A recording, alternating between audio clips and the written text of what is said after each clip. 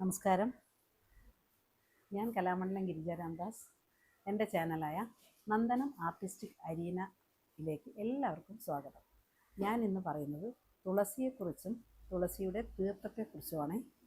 അതായത് നമ്മൾ അമ്പലത്തിൽ പോയി ദേവൻ്റെ തീർത്ഥം വാങ്ങി കുടിക്കുന്ന പതിവ് ഇന്നും എല്ലാവരും ചെയ്തുകൊണ്ടിരിക്കുന്നൊരു കാര്യമാണല്ലേ.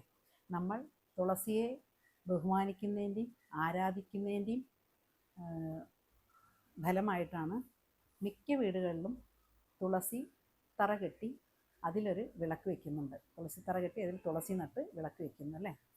പണ്ട് എല്ലാ വീടുകളിലും ഈ തുളസിത്തറ ഉണ്ടായിരുന്നു. ഇന്നത് എത്രത്തോളം കണ്ടുവരുന്നു എന്നുള്ളത് എനിക്കത്ര വലിയ നിശ്ചയമില്ല.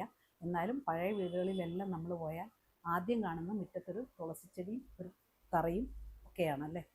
പിന്നെ പാശ്ചാത്യർ ക്ലസ്റ്റർ വാട്ടർ എന്ന രീതിയിൽ വെള്ളം ശുദ്ധീകരിച്ച് ഉപയോഗിക്കുന്നുണ്ട്. അതായത് സാധാ വെള്ളത്തിൽ 2 തുള്ളി ക്ലസ്റ്റർ വാട്ടർ ഒഴിച്ചാൽ അത് പരിശുദ്ധിയായി എന്നും പറഞ്ഞാണ് ആളുകൾ കുടിക്കുന്നത്. ഈ ക്ലസ്റ്റർ വാട്ടറിൻ്റെ അതേ ഗുണമാണ് നമ്മളുടെ അമ്പലത്തിൽ നിന്നും കിട്ടുന്ന തുളസി തീർത്ഥത്തിന് എന്നാണ് മലയാളി വിദഗ്ധ ശാസ്ത്രജ്ഞർ പറയുന്നത്. നമ്മൾ അമ്പലത്തിൽ പോയി അമ്പലത്തിൽ തുളസി,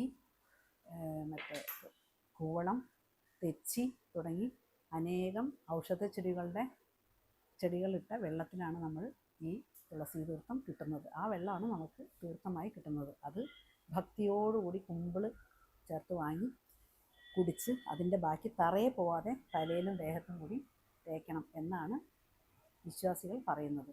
ഇങ്ങനെ കുടിക്കുന്ന വെള്ളം നമ്മളെ വയറിനും ശരീരത്തിനും എല്ലാം വളരെ ഉന്മേഷം ലഭിക്കുമെന്നാണ് പറയപ്പെടുന്നത്. അപ്പോൾ ഈ തുളസിയുടെ ഗുണവും അതിൻ്റെ മഹത്വമൊക്കെ എല്ലാവർക്കും മനസ്സിലായല്ലോ അല്ലേ.